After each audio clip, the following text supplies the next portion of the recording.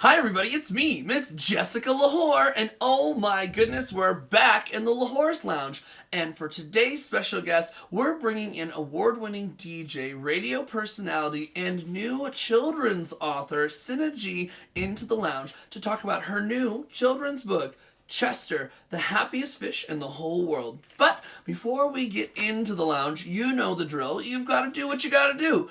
Subscribe to my channel, hit the bell for all notifications, and don't miss out on any Lahore content coming your way.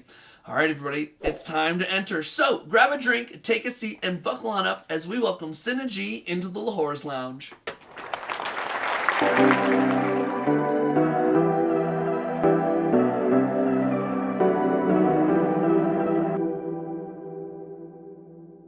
All right, everybody, we are here in Lahore's Lounge. I'm really excited because after so long working together, I've got Sinna G in Lahore's Lounge.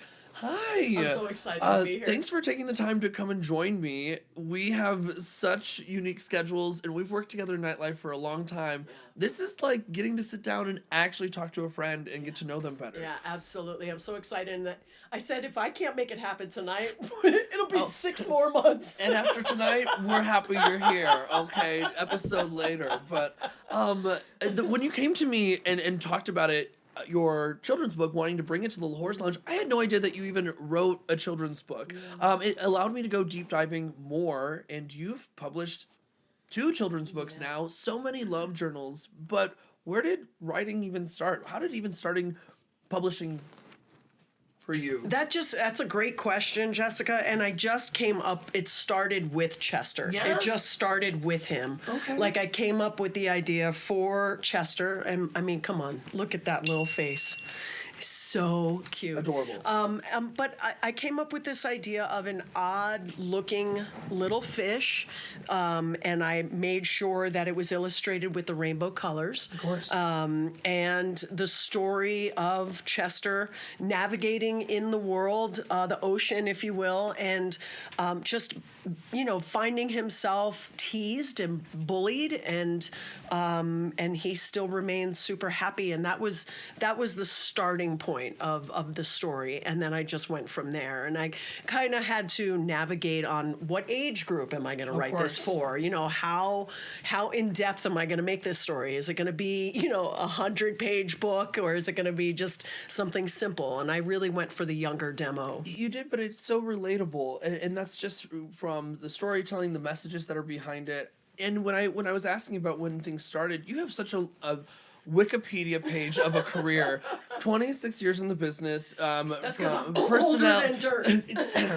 We'll cut it out. Award after recognition, after podcast, after being just so involved for 26 years. Where did you find time to want to do this? Yeah. When in that time frame did that even come up? It's called being a workaholic. I think you know it well.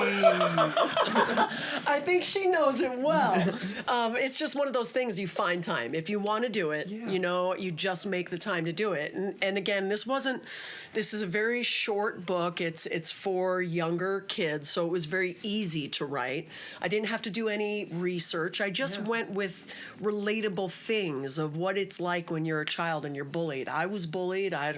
Were you bullied? Yeah, of course. And so people are related. Chester's a piece of you. Yeah. Your experience. Yeah. In a way, Chester is a part of me. I just feel that because the moral of the story is, no matter what, you have to find that happiness on the inside. And that's where, it'll resonate outwards. And that's the story that I just really wanted to convey. Yeah. So.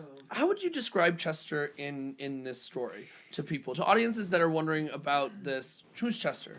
Chester is an adorable, odd-looking fish who navigates in the ocean happy. He just is happy, and he encounters other sea creatures and other fish, and they just don't understand. They start bullying him. They start teasing him, and an event happens where Chester stands up to this specific scenario, and all the other bullies ran away, or swam away, I should say. And Chester stood up to this situation and this instance and just basically showed kindness where, and we'll get to that in the story, but where normally this particular ocean creature has never been treated that way with kindness.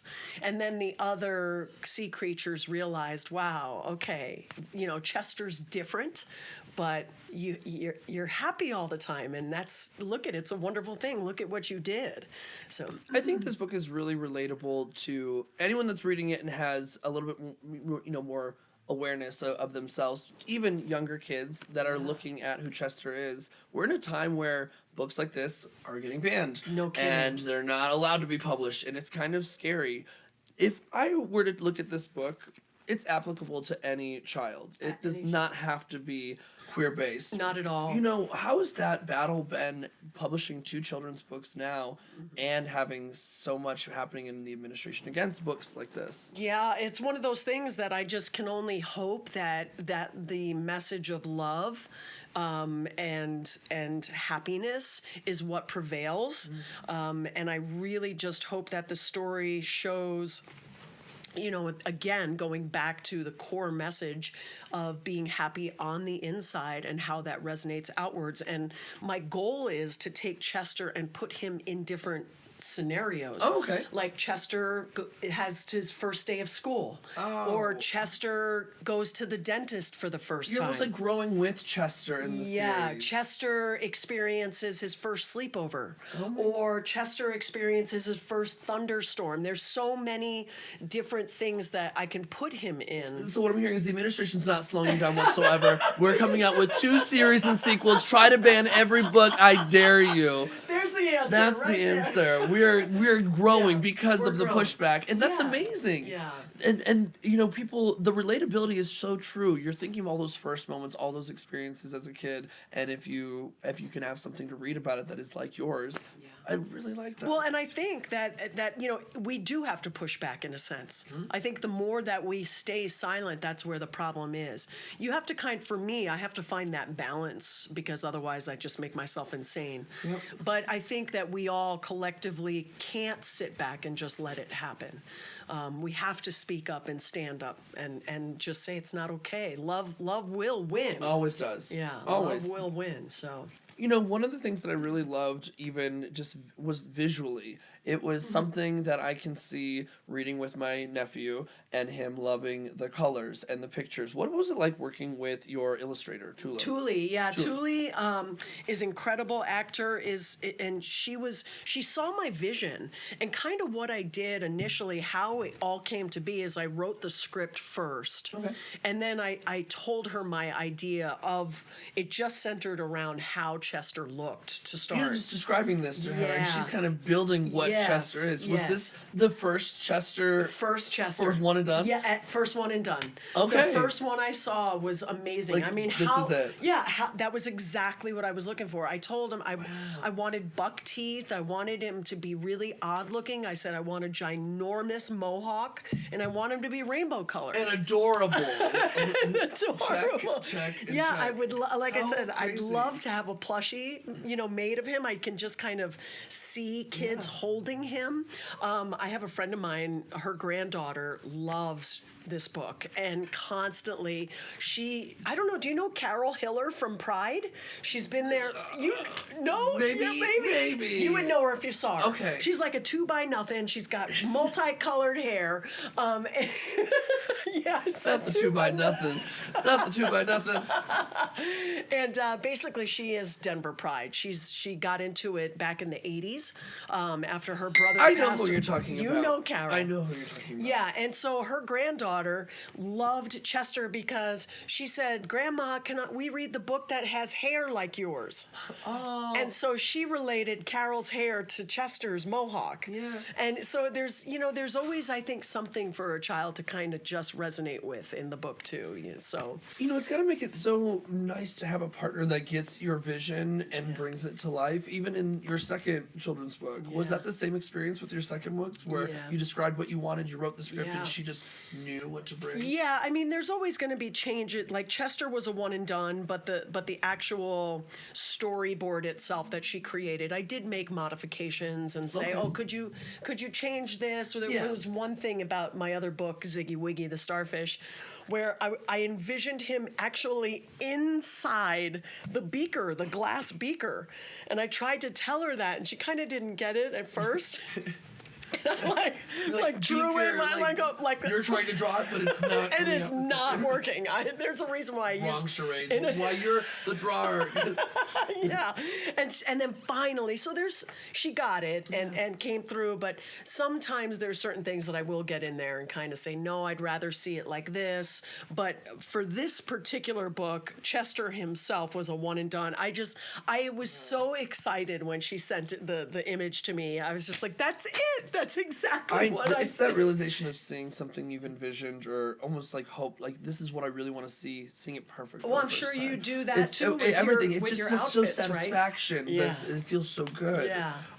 You talked about an extension of Chester day-to-day life or first-time things. We have two Chester friends, like a friend of Chester's and Ziggy Wiggy. Yeah. Are there more friends of Chester's that are coming to the ocean? Maybe. So the idea that I like to do with my other books in particular, like I said, I want to branch out with Chester specifically and put Chester in other types of day-to-day scenarios. But my other children's books, the ideas that I have is basically seeing newsworthy information. Like Ziggy the Starfish was based on an article that I saw where a science lab created a starfish to stop it from extinction. And so even in the front cover of the book, I've included the link to that story online. So parents, when they sit down, they can also be interactive with maybe am I going to sound old? Are they still calling it iPads these days? It's an iPad. We'll put up a picture so that they can see what it looks like. This is great. So parents can sit there and it be interactive. They can read the actual news article. Okay. So I want to do that, like for future children's books, find news articles that you can interact with and have parents. What a really unique approach to a kid's book, especially the story behind it. Yeah. It makes it more fun to read. I think so. Wow. Yeah, I think How I cool. Think so. I just come from everywhere and I love it, but I have never heard of that story before. Sinna G, before we read the book to the audience, if you have not been convinced yet that this is a book that you should bring to your kids or just bring into your life, there's a quote that you wrote on your website, and it's truly, this book describes it. The importance of being yourself, staying positive, and finding true friendship in the most unexpected places. If you're concerned in any way, shape, or form about what this book might teach your kid, plain and simple, just things humans should know and learn to love about each other. I agree. I mean, I said it. Yes, you said it. Yes, you did. Yes, you did. The thing is, I think there's always a lesson somewhere, I think, for people to learn. And I think acceptance is probably the biggest thing is, when we get outside of ourselves and even travel or be exposed to different cultures or different ways of living. And I think that's the greatest gift anybody could give themselves is just acceptance of other people. And so a lot of the book does deal with that, where this little guy, changed all these other critters in the ocean's mentality and showed acceptance and love and happiness. So, yeah. Are you crying? I am very emotional tonight. So many different emotional things keep popping up into my head. I want to get into this. Let's read this book. Right. I've got to ask you. Yeah. You told your illustrator a vision for what Chester looked like. What does Chester sound like? That's a good question. I don't know. I don't know what Chester sounds like. This is going to be the first time that I've actually read the book out loud in an environment like this. Okay. I've obviously I wrote it. Obviously, I've read it when I got it just to make sure everything was good. And but this is going to be a first. So okay. Are you reading it? I was going to read some of the excellent. The dialogue. Excellent. So you can narrate and then I'll read responses as voices. Oh. Okay? That's what we're going to do. I'm going to try my best to I'm excited. come up with a different thing. And we'll see if Chester sounds like a chain smoker who hosts too many shows. Okay.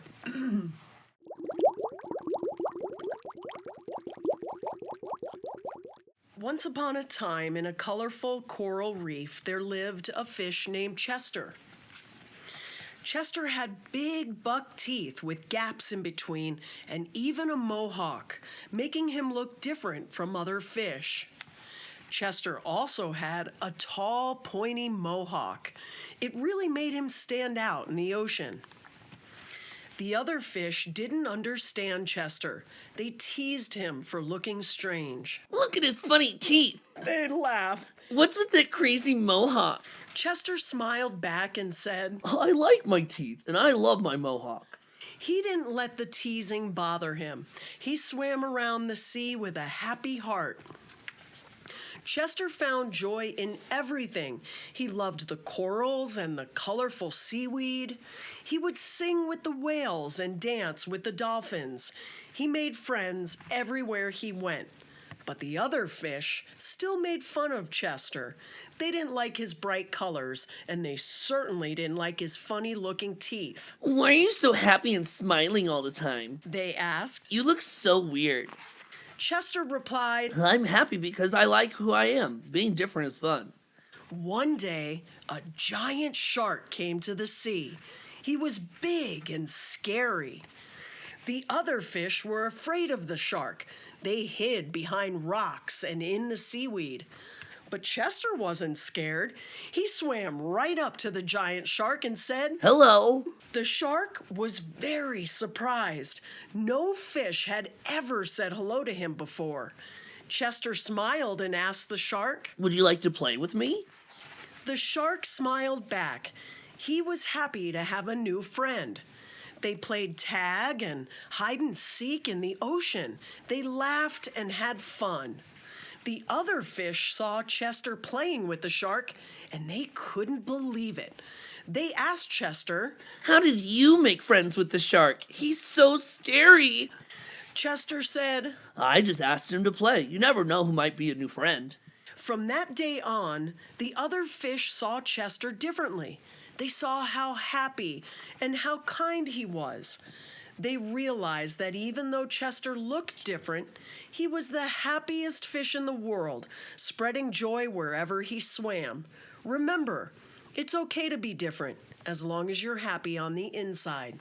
The end. Yay, Chester! I love How how we fun! You know, if you're ever looking for a voice, I can play around with it. I love it. No, Thank that was you. so fun. Thank you for doing that. I Thank did that you. with my other friend's children's book. She didn't expect me to do that either. And I was like, I just seems It's great. seems more fun. I love it. It's great. Sinna G, thank you so much for taking the time Thank you. to share this really, really beautiful story. Where Thank can you. folks find it? Where can folks find you and learn more? 2 places. You can either visit my Instagram page, it's DJ Sinna G, that's SINNAG, or you can head to my website and click on the author page, and my website is djsinnag.com, DJSINNAG.com. We'll post all the information in the bio below, and make sure to like, follow, subscribe. Until next time, we'll see who we welcome into the Lahore's Lounge. Bye, everybody. Thank you, Jessica. Bye. I'm inattachable. Can't help it, bitch.